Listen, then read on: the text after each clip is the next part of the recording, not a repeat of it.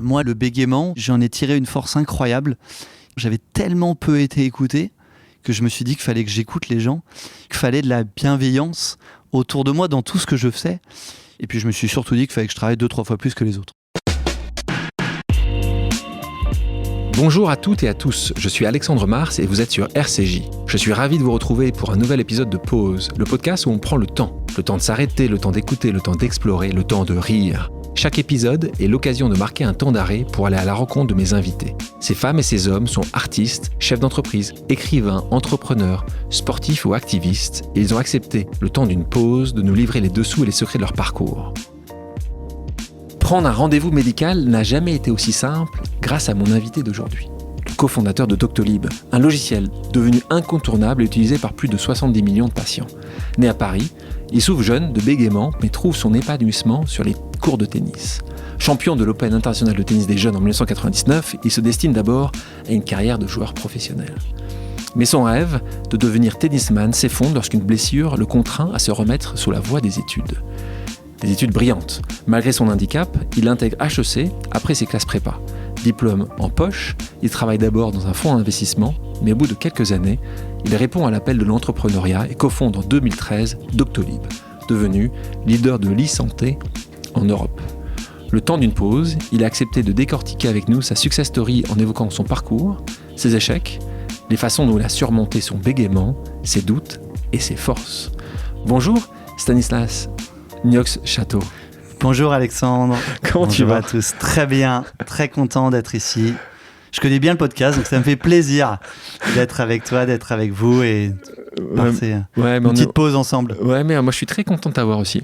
Ouais, tu vois, on a trouvé. Là, tu t'y attendais pas, là, Cédric. Vous avez été fort. Là. Hein, alors. Moi, j'ai 3 enfants qui ont 6 ans, 4 ans et 3 ans, donc les parents savent exactement que c'est du travail. Beaucoup de travail. Et moi, bien sûr, j'adore mes enfants. Plus je passe de temps avec mes enfants et ma femme et mes amis, dont Cédric, mieux je me porte. Mais en fait, pour moi, Doctolib, c'est pas un travail. Pour moi, Ocola, c'est pas un travail. On aura l'occasion de parler de alignement. Moi, je suis là pour essayer d'améliorer le quotidien des gens, essayer de rendre heureux les personnes autour de moi, ma famille, mes proches. Et j'alloue mon temps au mieux pour réussir à faire ça. Et je pense que je m'organise bien. Par contre, je suis très organisé. Je dors assez peu. Et je m'alloue assez peu de temps de personnel, en fait. Repos. Mais je pense que l'organisation, c'est important. La concentration, c'est important. Et après, j'essaye d'être heureux dans ce que je fais au quotidien. Tu me parlais du peu de temps que tu avais pour toi.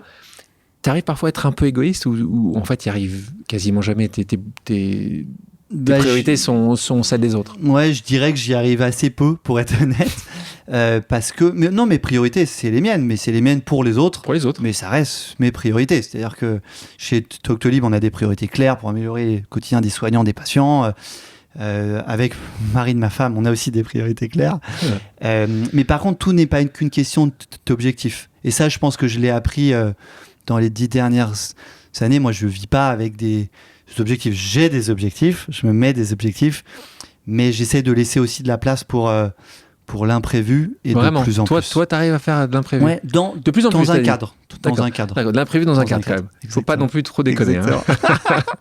Incroyable que vous ayez contacté Cédric. Merci beaucoup Cédric pour ta question. Je le disais en introduction, tu es né à Paris, tu as grandi à Boulogne-Billancourt, tu as grandi auprès de tes 3 frères et sœurs, ta maman est institutrice de maternelle, ton papa est informaticien. Il y a une figure importante dans la famille, d'ailleurs, qui est ton arrière-grand-mère, Marie-Aimée Niox-Château, importante parce qu'elle a sauvé des vies. Elle s'est mise au service des autres. Là, on parle de la Seconde Guerre mondiale, une juste, comme on l'appelle. Tu peux juste, parce qu'après, elle a fait avant et après aussi des choses assez incroyables. Si tu peux, justement, nous dire en quelques minutes...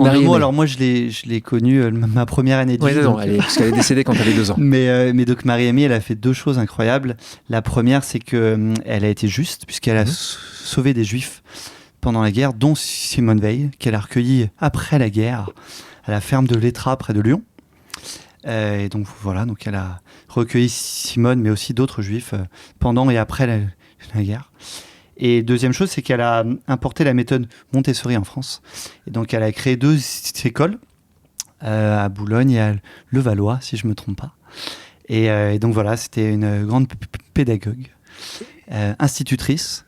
Et puis, je dirais qu'elle a fait une troisième chose, c'est qu'elle nous a implanté aussi dans un joli coin des Alpes, qui est Saint-Nicolas-de-Véros. Je vous invite à aller passer à côté de Saint-Gervais. À côté de Saint-Gervais, près de Chamonix. Parce qu'elle a, donc vous avez un endroit, construit, un chalet qui s'appelle le chalet. Elle a construit un petit chalet à l'époque, dans un pré, au milieu de nulle part. Bon, il se trouve qu'il se trouvait devenir une station de ski après. À côté. Mais donc voilà. Et c'est là où tu aimes en famille. Vous aimez d'ailleurs vous retrouver en famille. C'est un coin endroit essentiel pour vous. extraordinaire dans la Haute-Savoie française.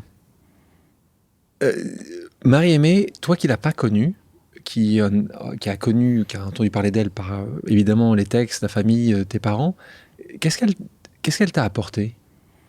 Quelle source d'inspiration? Mon arrière-grand-mère était institutrice, ma grand-mère était aussi professeure, ma mère était professeure, ma femme a passé aussi les études pour devenir professeure en maternelle. Maintenant, elle est psychologue et elle s'occupe de notre fondation. Mais donc, je pense qu'il y a une tradition familiale autour de l'enfant, autour de l'éducation, autour du partage, autour de la bienveillance.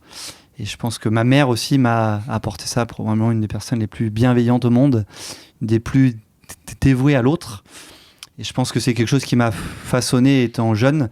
Et je pense que pour être un bon entrepreneur, il faut avoir cette bienveillance. Je sais qu'il y a certains entrepreneurs qui ne sont pas bienveillants. Je me demande, et d'ailleurs je vous pose la question, comment réussissent-ils? Franchement, je m'interroge. Je ne sais pas comment on peut être entrepreneur, emmener 3000 personnes comme il y a chez Doctolib aujourd'hui, ou des dizaines de milliers, ne pas avoir cette bienveillance. Et je sais qu'il y a des entrepreneurs qui ne le sont pas. Je me pose vraiment cette question. Là, tu parles d'entrepreneurs, mais ce n'est pas que des entrepreneurs, ça peut être des dirigeants d'entreprise, des chefs de projet. Enfin, du moment qu'il y a des gens sous votre responsabilité. Exactement. Moi, quand je parle d'entrepreneur, c'est vrai, c'est un bon point. Et mes équipiers chez Doctolib, ils le savent. Pour moi, entrepreneur, ce n'est pas quelqu'un qui crée sa boîte. Pour moi, entrepreneur, c'est quelqu'un qui gère un projet, qui a une vision, qui essaie de mettre en action ce projet.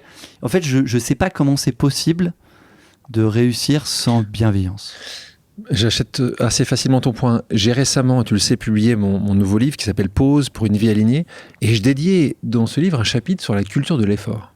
En ayant évidemment mon exemple, mais tout un tas d'exemples d'autres personnes qui me disent que la réussite qu'ils ont pu avoir dans les objectifs qu'ils se sont donnés, donc tout est relatif aux objectifs que tu te donnes, n'a jamais été possible autrement que par travailler beaucoup.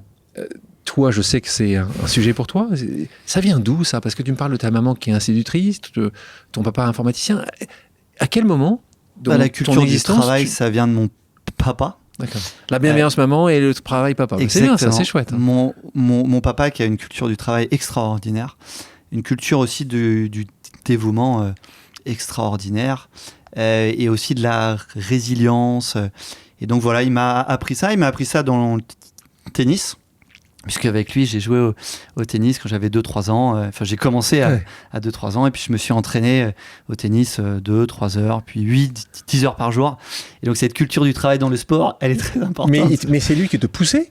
Non. Il te poussait, parce que moi j'ai rarement vu des jeunes pour le coup, qui n'étaient pas un peu poussés par les parents. En tout cas, ces zones-là, toi t'étais... Franchement, j'avais cette capacité de travail depuis le début. Alors elle m'est forcément venue de quelque part, probablement de mes parents.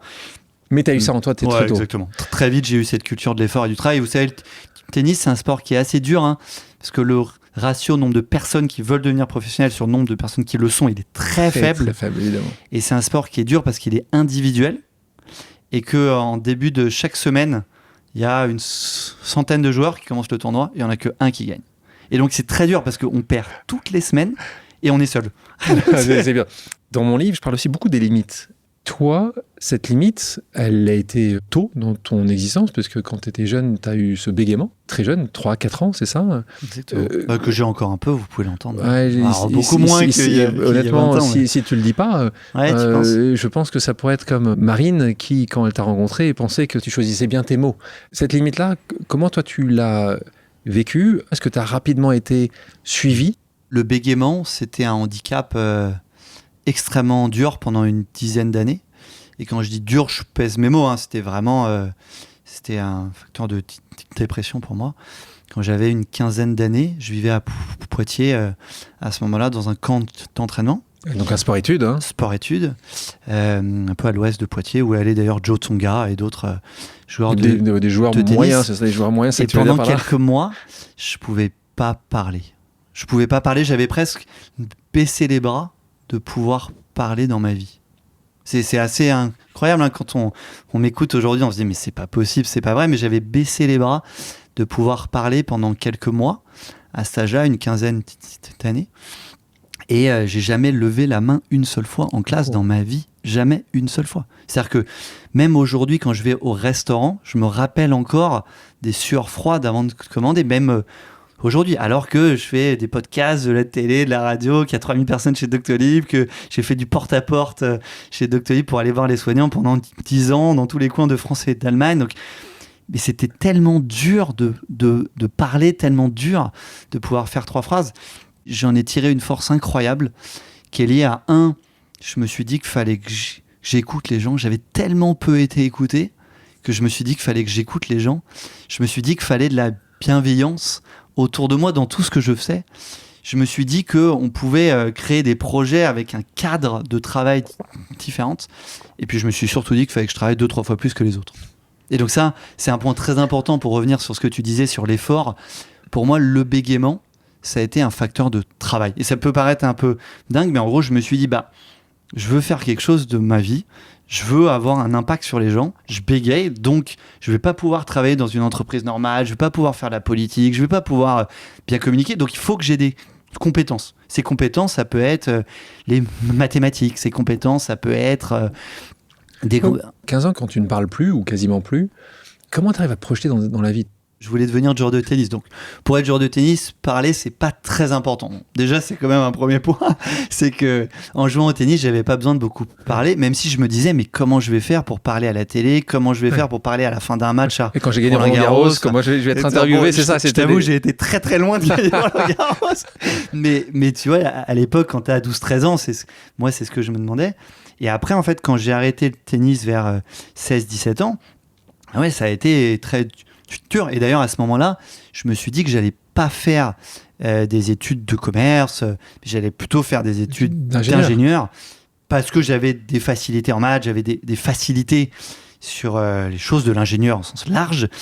Et en fait, j'ai fait l'inverse, et c'était un super choix. Parce qu'en fait, je me suis confronté à un oral qui est l'un des plus durs en France, qui est l'oral d'HEC. Je me suis confronté à toutes après à HEC, toutes les épreuves autour de l'oral, et petit à petit, en fait, j'ai gagné confiance en moi. Et la confiance, je pense qu'elle est clé. Et la confiance, c'est 2 choses. C'est que j'ai prouvé que malgré mon phrasé, malgré ma voix, je pouvais réussir des études, je pouvais faire quelque chose de ma vie. Et donc ça, c'est arrivé progressivement à HEC, et puis après HEC dans mes expériences professionnelles. Et deuxième, c'est la confiance aussi personnelle, d'avoir trouvé une épouse, parce que quand tu parles comme je parlais il y a 20 ans, tu te disais... Comment je fais pour trouver Donc Marine que tu as rencontrée donc, en prépa, à votre prépa Saint-Louis, et c'est retrouvé. Et donc Marine a été protectrice. En fait, elle était beaucoup plus... Marine, c'est sûr qu'elle a eu un impact. C'est même pas un impact, c'est un impact probablement le plus important pour m'aider à traverser le bégaiement, m'aider à traverser le côté très renfermé. Et donc, bien sûr, elle m'a plus qu'aidé. C'est elle qui m'a mené vers ce chemin-là. Donc, je dirais confiance grâce à la réussite personnelle, professionnelle, confiance grâce à Marine. Et puis après, à un moment, je me suis dit, et so what? Et ça, c'est une... C'est quel âge, ça, tu dis so what? Une orthophoniste qui m'a dit ça quand j'étais en prépa, donc j'avais 18 ans. Et elle m'a dit, so what? Et ça a en partie changé ma vie. Je me suis dit, j'ai ce handicap, et alors? Et en fait, j'essaie de me l'appliquer dans tout ce que je fais. Et moi, je pense que personne n'est limité par son potentiel. Bien sûr, il y en a qui ont des talents plus ou moins importants, qui sont nés dans des cadres de vie plus ou moins aidants. Mais je pense que si on travaille dur, si on met de la bienveillance, si on met du don de soi, on peut tous réussir. Beaucoup de Françaises et de Français, tu connais les chiffres. Tu as 600 000 personnes qui bégayent aujourd'hui. Et encore, il y a beaucoup de Français qui ont bégayé étant petit, à l'âge de 4, 5, 6 ans, et le bégaiement s'atténue progressivement. Mais c'est quand même l'une des rares maladies qui n'est pas reconnue comme telle. C'est partiellement reconnu comme un handicap. Il y a un président américain qui s'appelle Joe Biden qui bégayait et qui, durant sa campagne présidentielle, a dit que c'était une des dernières maladies pas reconnues comme telle. De manière générale, la santé mentale, malheureusement, peut-être qu'on aura l'occasion d'en parler, elle est peu reconnue, soutenue. Il y aurait beaucoup de choses à faire en France. Sur la santé mentale, le sujet qui m'a beaucoup touché quand j'ai perdu mon frère il y a 7 ans de ça, qui était bipolaire. Donc je me suis rendu compte du vide qui existe sur ces sujets-là. Qu'est-ce qui est important pour toi dans ces cas-là ? C'est d'en parler déjà ? Il y aurait plein de choses à dire. Déjà, la santé mentale, c'est une des choses les plus inégalitaires en France. Inégalité financière, parce que les psychologues sont non remboursés par l'assurance maladie. 27 000 psychologues libéraux. Et donc, il y a 2,5 millions de Français qui sont suivis par des psychologues aujourd'hui, mais il y aurait probablement 8 à 10 millions de Français qui devraient le faire. Qui voudraient. Donc, inégalité financière, inégalité régionale, parce que la répartition des psychologues n'est pas du tout égalitaire sur le territoire national. Inégalité aussi de compréhension. C'est un peu tabou dans certains milieux, dans certains cadres de vie, de dire je vais voir un psychologue, je vais parler avec un psychologue. Et donc oui, il faudrait qu'on résorbe ces inégalités. Et ça, je pense que le politique a quelque chose à faire. Inégalité financière, régionale et d'action et d'accès. Et technologique aussi, parce que là, on parle Exactement. de ça. Et puis, il y a un enjeu aussi de recherche, parce que l'industrie pharmaceutique fait peu de recherche sur la santé mentale. Pourquoi ? Parce que c'est pas remboursé. Pourquoi ? Parce que l'État ne finance pas. Et donc, il y a peu de recherche.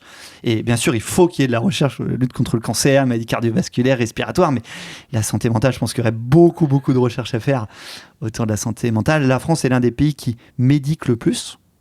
Donc qui prescrit le plus d'anxiolytiques, d'antidépresseurs, alors qu'il y aurait plein de choses à faire en complément de ces anxiolytiques, antidépresseurs. Moi, c'est une cause qui me tient à cœur, à cause du bégaiement, qui me tient à cœur à cause de Doctolib, et je pense qu'il y a plein de choses à faire. Et en plus, ton épouse, Marine, qui avait fait un parcours très start-up pendant des années, change ou a changé. Exactement, elle est dans un hôpital psychiatrique maintenant. Et voilà, elle est devenue psychologue, donc c'est des sujets que et ma sœur aussi est psychologue à l'hôpital avec Gustave Roussy en ce moment pour aider les patients atteints de cancer. Et sur la santé mentale, franchement, il y a tout à faire. Si vous avez des idées, des projets, n'hésitez pas, réalisez-les, contactez-moi. Important, comme à chaque fois, et c'est ce que tu fais toi sur le bégaiement, tenter quand c'est faisable d'en parler. Parler à des gens qui ont vécu ça, parce que comme on n'en parle pas, parfois, on ne sait pas quoi faire, on ne sait pas comment faire. Tu l'expliques d'ailleurs sur le bégaiement. Sur le bégaiement, aujourd'hui, il n'y a pas de recherche scientifique ou peu. Il y a peu d'organismes qui aident les parents d'enfants atteints de bégaiement. Les orthophonistes ils croulent sous les demandes. La profession est assez peu reconnue, peu valorisée, alors que pour le coup, il devrait y avoir une meilleure rémunération, plus de plans de carrière, plus d'orthophonistes. Et puis, psychologue, même chose. Enfin, il y a vraiment tout à faire. Tu parlais des études, toi, tu as fait sport-études. On parlait d'un handicap tout à l'heure, là, on parle d'une blessure, qui est une blessure physique. Tu as 17 ans et tu as une blessure suffisamment grave pour comprendre que tu ne seras jamais sportif, c'est ça ? Ou tu t'es rendu compte que tu n'avais pas le niveau ? Exactement, c'est pas la raison numéro 1. Moi, donc, j'ai commencé à jouer au tennis à 2-3 ans. Sport-études à partir du de 3 ans, collège. D'accord. Et donc, de la 6e à la terminale. Sport-études. Poitiers ? Alors, au début à Paris. D'accord. Entraîné à la Ligue de Paris et puis après à la Fédération Parce française. Parce que tu étais champion de Paris, il faut bien comprendre. C'était le champion de sa catégorie en France. Ligue à de Paris. Même j'étais parmi les meilleurs Français jusqu'à l'âge de 13-14 ans.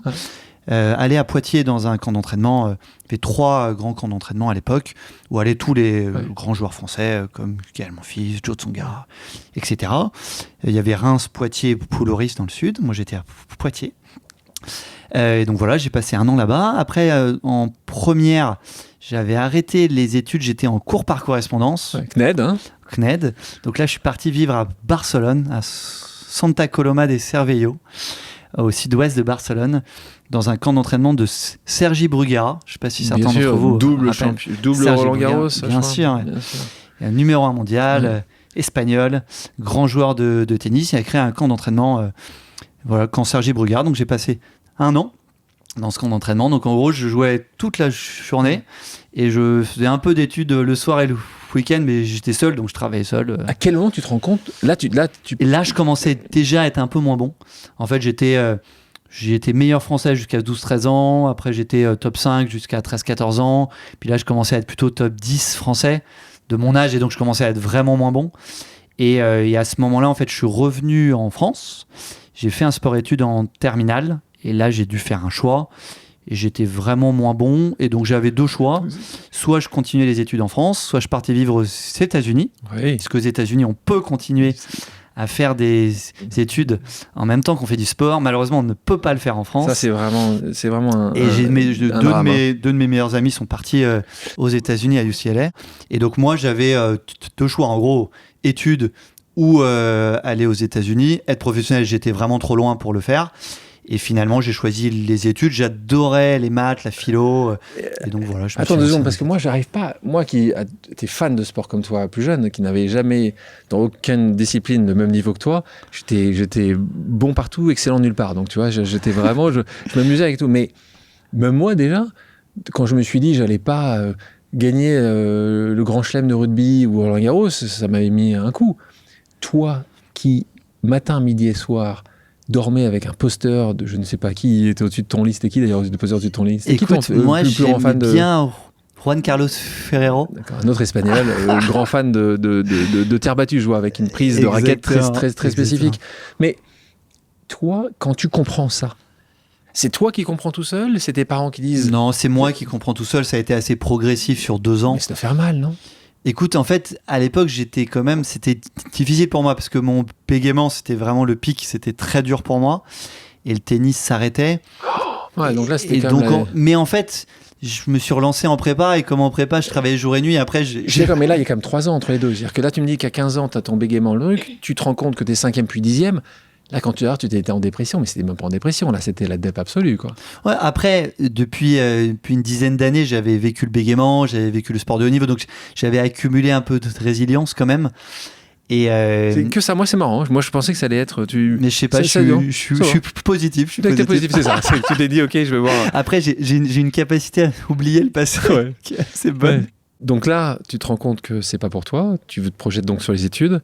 En prépa, je suis arrivé de sport-études, la fleur au fusil, et j'ai intégré une super prépa qui s'appelle Saint-Louis, qui est une prépa publique dans le centre de Paris, qui est super parce qu'elle recrute sur la diversité. C'est assez rare dans des prépas élitistes. Donc des gens un peu partout en France avec des profils originaux. Je suppose que c'est pour ça qu'ils m'ont pris, parce que profil sport-études en général, tu vas pas à H4 Louis le Grand ou autre. Et donc voilà, donc on m'a pris à Saint-Louis. Et j'ai adoré. T'adores la prépa. C'est assez étonnant parce que c'est vrai que souvent les jeunes qui font prépa, soit ils aiment beaucoup, soit ils détestent. Il y a deux écoles. J'ai adoré l'apprentissage. Ouais. J'ai adoré rencontrer la femme de ma vie. Ouais. Et t'aurais dû commencer par là. Par contre, j'ai moins adoré. Quand Marine m'a écouté, t'aurais dû commencer par là. Et par contre, j'ai moins adoré le stress. Notamment lié à ma voix, ma parole, donc que vous ayez en tête, il y a en prépa ce qui s'appelle les cols. Donc les cols, c'est toutes les semaines, 2-3 fois, on passe devant des professeurs pour réciter, expliquer. Et c'est dur, hein, c'est le rouble en Russie, c'est la ruralité en France entre l'entre-deux-guerres. Et j'étais très très stressé, donc je vomissais avant chaque col de prépa, 2-3 fois par semaine quand même. Mais je dirais que j'en garde plutôt un bon souvenir de cette période-là. Mais je pense que c'est parce que j'ai une belle capacité encore, j'ai l'impression à tirer le positif. T'es assez balèze là-dessus. Je pense que tu mets vite de côté. Mais je vais quand même aller creuser un peu. C'est un truc qui a été, selon moi, douloureux. Ça m'intéresse d'avoir ton point de vue. Cette prof d'espagnol. T'arrives là-bas, t'as évidemment un bégaiement assez fort, encore en prépa, en tout cas au début de prépa. Et cette prof, pendant toute la prépa. Et cette prof, donc ça dure 2 ans, une prépa normalement, cette professeure d'espagnol te dit, textuellement, je ouvre les guillemets, Stanislas, vous ne réussirez jamais. Elle me dit même de ne pas aller au concours. Alors qu'en prépa, tu travailles jour et nuit pendant 2 ans. Oui.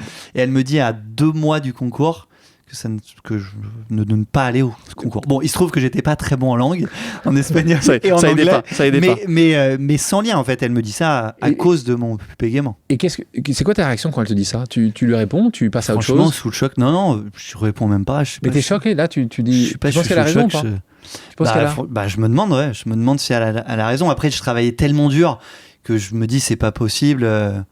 Et en fait, je pense un des déclencheurs de la confiance, c'est que j'ai passé les concours. À HEC, j'étais 700e après les écrits. Il n'y a que 360 personnes qui sont admis. Et j'ai fini dans les premiers à l'oral.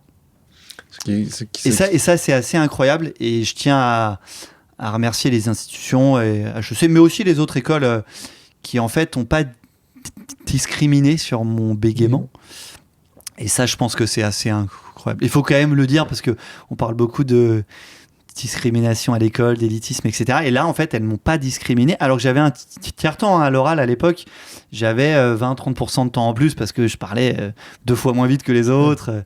Et elles ne m'ont pas discriminé. J'ai eu quasi toutes les meilleures notes à l'oral à l'époque. Elle te dit tu ne réussiras pas, elle te le dit avec ces mots. Qu'est-ce que tu donnerais comme méthode aux auditrices, aux auditeurs aujourd'hui qui reçoivent ça? J'essaye d'ignorer ce que les Américains appellent les naysayers. Et donc, j'essaye d'ignorer toutes les remarques négatives, pour me concentrer sur mon travail, pour me concentrer sur ce que je sais bien faire. Et vous savez, souvent, les gens, ils disent travaille tes points faibles. Je pense que travailler ses points forts, c'est aussi très important. Et donc, ça aussi, je me l'applique. C'est-à-dire que, oui, j'avais un gros point faible, j'étais pas capable de parler bien. Mais j'avais aussi des points forts. J'étais très fort en maths, très fort en philo. J'avais une bonne culture générale. Et donc voilà, c'est... Ça m'intéresse, on va s'arrêter 2 secondes sur ce que je viens de dire là. On va continuer à parler de tes études. Et je te propose une autre pause amicale. On écoute. Bonjour Stan. Ce devait être en 2013 ou 2014. Tu étais venu avec Marine, ton épouse, faire passer des simulations d'entretien au lycée Saint-Louis, là même où j'ai eu la chance de vous connaître. C'était donc au tout début de Doctolib. Je t'avais délibérément placé dans un jury associé à mon meilleur ami Pierre, cardiologue. Au sortir des épreuves, il s'inscrivait immédiatement sur ta plateforme. Je cite Pierre, « Je n'ai jamais vu un commercial pareil. Il bégaye, mais il a une telle force de conviction et il est tellement sympa. » Ce qui m'inspire 2 réflexions. Je n'ai, comme tu le sais, jamais pensé que c'était un handicap, surtout chez toi, ce bégaiement. Par ton intelligence, tu mettais tout le monde en demeure de t'écouter. Et c'est un fait, ce bégaiement augmentait ton charisme. La 2e réflexion, c'est justement ta capacité à susciter autour de toi la dynamique. C'est donc le manager que j'interroge ici. Tu as bien sûr obtenu des levées de fonds, tu as constitué des équipes, commerciaux, ingénieurs, médecins, dentistes, etc. D'où te viennent ces convictions qui te permettent d'effacer tous les obstacles et d'obtenir l'adhésion souvent enthousiaste de tes partenaires? Incroyable. Daniel. Vous êtes fort. Daniel Sahadoun, ton professeur de philo, donc là on est en prépa. Incroyable, moi je retiens plein de choses de Daniel. Déjà je retiens son bonjour que je m'appelais tout le temps. Et après il a cru en moi, d'autres ont cru en moi. Et pour en revenir à sa question, et bien sûr je le remercierai jamais assez. Et pour en revenir à sa question, je pense que le bégaiement, ce qui m'a appris, c'est vraiment l'écoute et donc la capacité à travailler avec les autres. Et à juste donner de moi-même. Et à juste être honnête, juste être authentique. Et en fait, je pense que c'est ça, être un bon manager. Vous savez, il y a plein de bouquins sur le management, peut-être que vous en avez lu. Et ce qui compte à la fin, c'est juste être humain, être vrai, être authentique, mettre de la passion, mettre du travail. Et moi, c'est ce que j'essaye de faire. Et je pense que c'est un peu ce qu'il a dit, c'est que moi, je suis pas plus doué que les autres. Hein. Je travaille et j'essaie de mettre du cœur à l'ouvrage et j'essaie de bien faire les choses. Et par contre, quand je suis convaincu que c'est une chose bien, par exemple, je suis convaincu que ce qu'on fait chez Doctolib, c'est bien pour les soignants, c'est bien pour les patients, je le fais à fond et je lâche pas. Et même chose dans les autres projets que j'entreprends. Moi, j'ai compris que la voix, c'était pas que la fluidité. En fait, la voix, et je sais pas si mais tu le sais puisque tu le fais très bien. La voix, c'est aussi l'intonation, les pauses, c'est aussi les gestes, c'est aussi le regard. Et puis c'est aussi juste ce qu'on veut dire. C'est le contenu de ce qu'on veut dire. Et le contenu, il est plus important que la manière dont on le dit. Et vous savez, le monde politique, malheureusement, il se concentre énormément sur la manière de le dire. Et il se concentre énormément sur l'instantanéité de la communication, alors que le contenu, ça reste la chose la plus importante. Et ce qui compte, je pense, pour être quelqu'un qui change la vie des gens, qu'on soit politique, entrepreneur, sportif, artiste, est-ce que j'apporte quelque chose de concret, de tangible ? Est-ce que c'est quelque chose de concret et tangible, il est dans le quotidien des gens ? Daniel Sahadoun, merci pour ta question. Incroyable. Après l'école, tu rejoins un fonds d'investissement, Otium Capital. Tu rencontres 2 personnes importantes, Antoine Fraise et Pierre-Édouard Stérin. Ouais. Là, on parlait de rencontres, on en parle souvent de rencontres. Comment ça se passe là ? Pourquoi d'ailleurs un fonds d'investissement ? Il y a une raison ? T'hésitais entre ça et autre chose ? En fait, c'était pas vraiment un fonds d'investissement. Je vais te décevoir. Mais à l'époque, Pierre-Édouard, donc fondateur des coffrets cadeaux Smartbox, il voulait créer des projets. Et donc, il avait de l'argent de Smartbox. Et donc, il a recruté Antoine, Philippe et moi pour aller lancer des projets. Un studio, en fait, une sorte de studio. Exactement. Et donc, ça n'avait de fond que le nom. Et donc, on a participé à plein de lancements de projets. Ouais. On a participé à des lancements de projets sur Internet, des lancements de logiciels dans l'univers du loisir, dans l'univers du bien-être, dans l'univers du voyage. Pourquoi après HEC, tu veux faire ça ? En fait, je voulais être entrepreneur. Ah, c'est sûr. Exactement. Depuis longtemps ? Depuis assez longtemps, en fait. Même, et en y repensant, même depuis l'enfance, avec mon frère, on avait déjà des projets autour de l'environnement. On avait déjà des projets, toujours avec des projets entrepreneuriaux. Et donc, je pense que depuis assez longtemps, je voulais être entrepreneur. Et le sport, c'est de l'entrepreneuriat, en fait. C'est, tu mènes ton bonhomme de chemin, tu crées ta barque. Ta propre entreprise, c'est ça que tu dis. Exactement. Et donc, en fait, depuis assez longtemps, j'ai voulu être entrepreneur. Et au moment où j'ai arrêté le tennis, au moment où je souffrais du bégaiement le plus, c'est devenu évident pour moi. Je vais peut-être te décevoir. J'ai pas voulu être entrepreneur parce que je voulais devenir Elon Musk ou gagner des milliards, mais parce que je voulais faire une entreprise dans laquelle il fait bon vivre. Ouais. Je voulais faire une entreprise bienveillante dans laquelle on peut avoir de l'impact. Et en fait, très vite, je me suis dit ça. Et donc à HEC, avant cette expérience avec Pierre-Édouard et Antoine chez Otium, avant ça, en fait, j'avais aidé un entrepreneur au Vietnam pour aller structurer son entreprise. Donc, c'était le frère de mon entraîneur de tennis qui avait créé une entreprise de 200 personnes au Vietnam. Et donc, j'avais aidé cet entrepreneur pendant 6 mois à 21 ans. Comme ça, j'étais allé l'aider. J'avais fait 6 mois aussi en Afrique de l'Ouest, en Mauritanie, pour aider un grand groupe de minerais de fer dans un super cabinet de conseil en stratégie qui était le seul d'ailleurs à m'avoir pris quand tous les autres grands cabinets de conseil en stratégie m'avaient discriminé explicitement à cause de mon bégaiement. Je me permets de le dire. Explicitement. Je ne l'ai jamais dit à une antenne. Exactement. Explicitement, parmi les plus grands cabinets de conseil en stratégie du monde, que je ne citerai pas tu peux tout citer ici. À cette antenne, mais explicitement, les recruteurs m'avaient dit, écoute Stan, tu m'as l'air bien, tu m'as l'air intelligent, tu m'as l'air travailleur, mais impossible de te mettre devant un client. Il m'avait dit ça, et j'avais 21 ans, 22 ans à l'époque. Grand cabinet de conseil en stratégie. Tu penses que ça se dit encore, ça, aujourd'hui ? Écoute, je pense pas, parce que c'est incroyable quand même d'être capable de dire quelque chose comme ça à un enfant, à un jeune comme moi. C'est dingue. Des 21-22 ans. Pour le coup, je remercie CVA, je fais un peu de pub pour eux.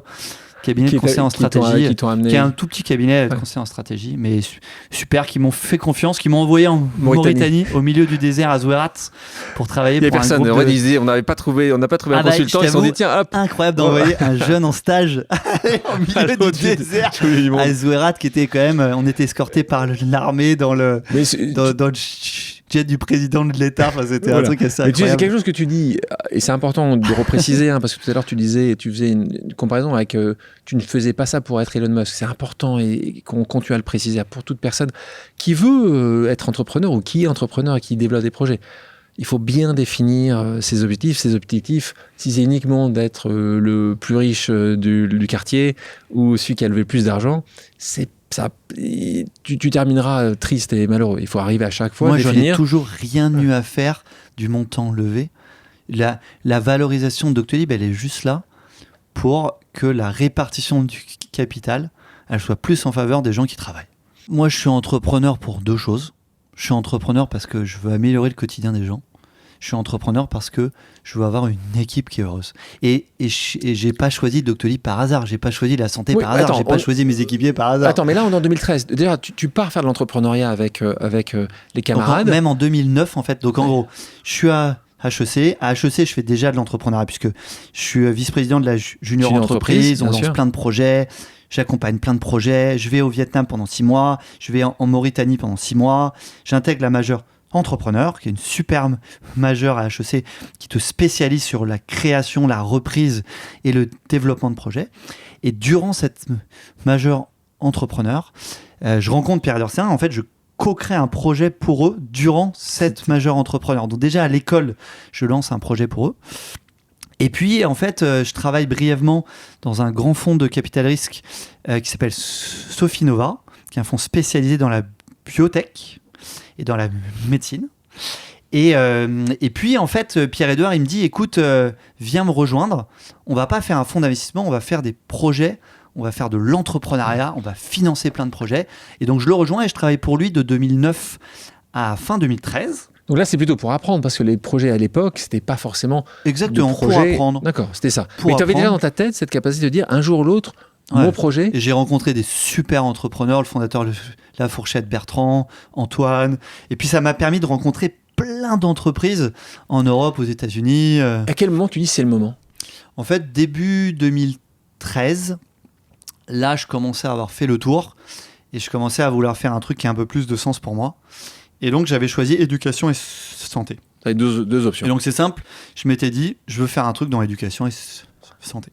Et l'éducation et la santé ? Ouais, d'accord. Non, soit l'un, soit l'autre, parce que d'accord, c'était tellement dur et tellement gros que... Donc, éducation et santé. Pour être honnête, je voulais plutôt faire quelque chose dans l'éducation. Qu'est-ce que tu avais regardé ? Qu'est-ce que tu avais trouvé d'incroyable à l'époque ? Mais tu mes parents... regardais beaucoup de choses qu'il y avait aux États-Unis. Mes parents, ils avaient regardé pour créer des écoles.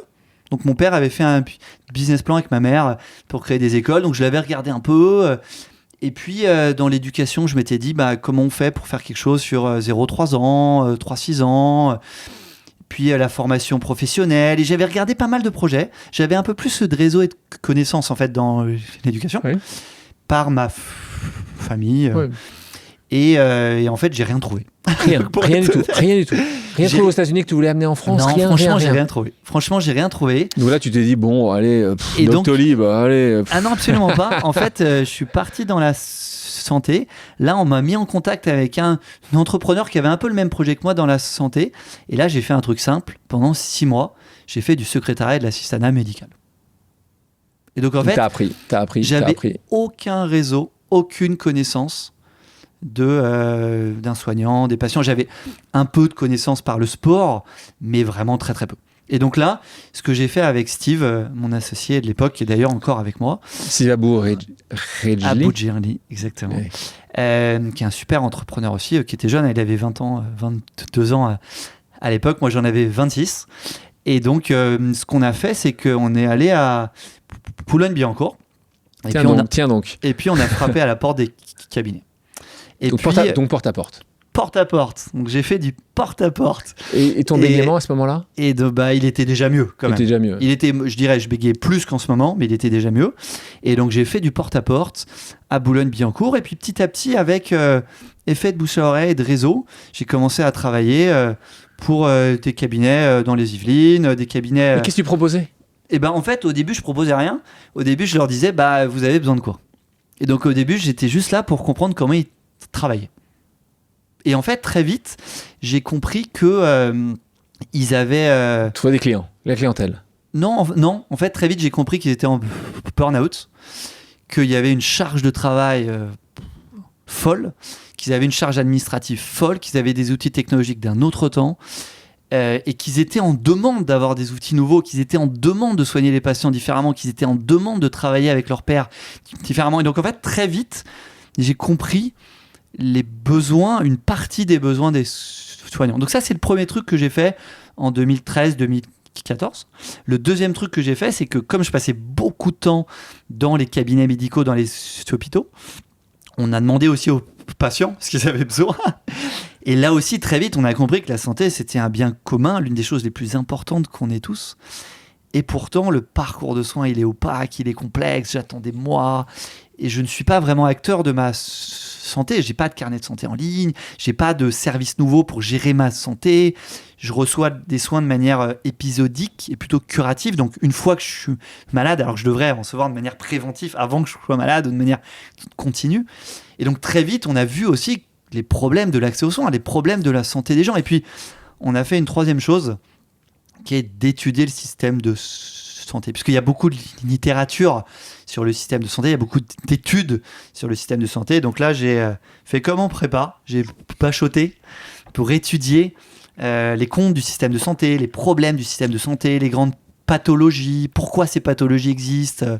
Donc là, on a étudié la médecine, étudié les systèmes de santé. Et donc, en fait, j'ai pris ça, en gros, pendant 6 mois, même un peu plus, 1 an. Donc, le quotidien des soignants et les besoins des soignants, le quotidien des patients et les besoins des patients, l'analyse du système de santé. Et puis, on en est venu avec ce projet un peu fou, qui est celui qu'on mène depuis 10 ans maintenant, qui est comment est-ce qu'on fait pour améliorer le quotidien des soignants, leur donner des super pouvoirs par la technologie, comment on fait pour améliorer la santé des gens et comment on fait pour faire ça avec une boîte humaniste et éthique. Ça, quand je vois Doctolib aujourd'hui... Et c'était le même projet il y a 10 ans. Quand on était 4, je t'aurais dit la même chose. Stanislas, nous allons écouter une autre pause amicale. C'est parti. Hello Stan. Alors ça fait maintenant plus de 10 ans que l'extraordinaire aventure Docto a commencé. Et moi, ma question pour toi, c'est... Avec le recul aujourd'hui, est-ce qu'il y a quelque chose que tu ferais autrement ? Et si oui, ça serait quoi ?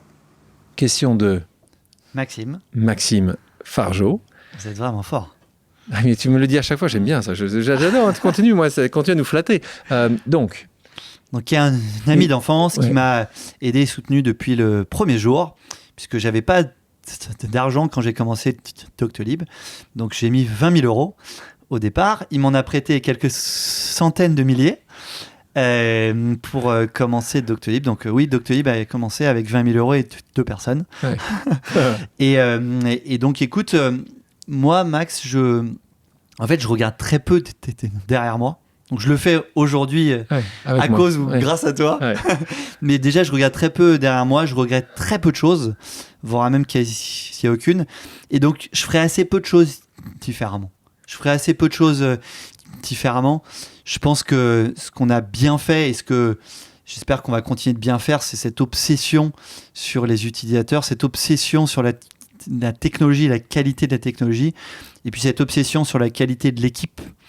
Et donc, j'ai fait plein d'erreurs. La grande erreur que tu as commise en 10 ans ? Je pense que entre 2020 et 2023, je me suis trop concentré sur... on a eu tellement de pression politique, médiatique, on a eu tellement de diffamation sur nous, sur l'utilisation des données, alors qu'on la protège et qu'on travaille extrêmement dur pour la sécuriser, qu'on n'a jamais utilisé une donnée. On a eu tellement de diffamation sur nous que ça m'a omnubilé, ça m'a empêché de dormir. J'ai travaillé sur ça et j'aurais dû continuer de me concentrer juste sur les soignants et les patients.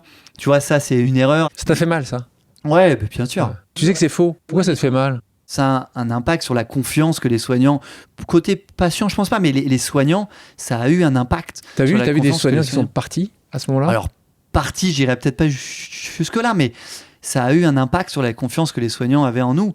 Alors que si les soignants travaillaient avec nous au quotidien, ils verraient que, évidemment, on n'est pas parfait, il y a plein de choses qu'on peut faire mieux, mais le niveau d'humilité, de concentration sur leur bonheur et leur satisfaction, il est extrême. Et donc, je dirais que j'ai fait des erreurs sur les recrutements aussi. J'ai voulu recruter des personnes qui n'étaient pas forcément alignées avec les valeurs qui sont les miennes, qui sont les nôtres, qui sont des valeurs de travail, qui sont des valeurs d'humilité. Donc, c'est-à-dire que tu as embauché des glandeurs, quoi. Non, j'ai embauché des gens qui avaient de l'expertise sur le papier. D'accord. Mais l'expertise sur le papier, ça n'a pas fait... Sur le terrain, c'est autre chose. Hein. Ça a pas changé la vie des gens. Et donc oui, j'ai recruté des gens qui avaient de l'expertise sur le papier, mais qui n'avaient pas la même hygiène de travail. Dans ces cas-là, quand tu le vois, tu mets rapidement fin non, j'ai pas été très bon sur ça aussi. T'as du mal à ça J'ai du mal à ça. Ah, t'as du mal à ça. J'ai eu du mal à ça, j'ai gardé des gens longtemps qui n'avaient pas le même alignement sur les valeurs qui sont les nôtres. Je te dis de travail, d'humilité, mais aussi de proximité avec les soignants, proximité avec les patients, sur la technologie. Donc voilà. On a parlé des levées de fonds. Toi, tu dis que c'est pas vraiment un sujet, en tout cas, ça n'a jamais été celui-là. Parlons quand même du début, quand tu vas devoir convaincre des gens. Parce que ça aussi, c'est quand même c'est notre quotidien à tous. Hein. Il y a toutes et à tous de devoir convaincre des gens. Toi, au départ, tu arrives, tu dois quand même aller chercher un peu d'argent. Ton diplôme te permet facilement d'arriver à avoir des bons réseaux. Comment ça se passe ta première levée de fonds, toi ? Alors non, c'est pas mon diplôme, c'est que les gens avec qui j'ai travaillé entre 2009 et 2013, dont Antoine, et ils m'ont suivi à ce moment-là. Et donc en gros, j'ai travaillé avec des super entrepreneurs entre 2009 et 2013. Et donc quand je me suis lancé, ça faisait 4 ans que je travaillais pour eux et avec eux. Et donc ils savaient que je voulais faire quelque chose de bien pour les gens, les soignants et les patients. Ils savaient que je travaillerais dur et que j'arriverais à trouver un moyen de faire une entreprise pérenne. Et donc, ils m'ont suivi à l'époque. Donc, ils ont mis 1 million d'euros. Donc, c'est Antoine Fraisse, Olivier Ocelli, Bertrand Gélin-Sperger, Maxime. Oui, bien sûr, Fargeau. Citons-les, parce que c'est vrai que c'est des gens qui ont confiance au début, en quelques jeunes après, qui... Pierre Cossus-Comorizet, Pierre Kriegs. L'équipe de Kernel. De Kernel, oui, mais avant, c'est ceux qui avaient Price Ministère. monté Price Ministère qui avait été revendu à Rakuten. Et donc en fait, c'est des entrepreneurs français qui m'ont fait confiance et qui m'ont soutenu au départ. Hein. Je te l'ai dit, j'avais 20 000 euros, j'ai mis 20 000 euros. Hein, donc j'avais pas plus que ça. C'était déjà très bien, 20 000 euros. Hein. Beaucoup d'entrepreneurs ne peuvent pas mettre 20 000 euros. Et donc j'ai mis ça au départ. Et en fait, j'ai juste travaillé dur pour les soignants. Et donc après, ça a été un peu plus, quelques millions, puis quelques dizaines, puis une levée de fonds de 150 millions, puis une levée de fonds de 500 millions. Donc là, on est sur des sommes qui sont considérables. À ce moment-là... En fait, cet argent, il m'a juste permis de pouvoir recruter des gens pour créer des technologies, des services nouveaux. Mais il ne faut pas... Ne t'excuse pas. Pour le coup, je m'excuse absolument pas. Mais bien au contraire. Comme tu le dis, j'ai l'impression que c'est...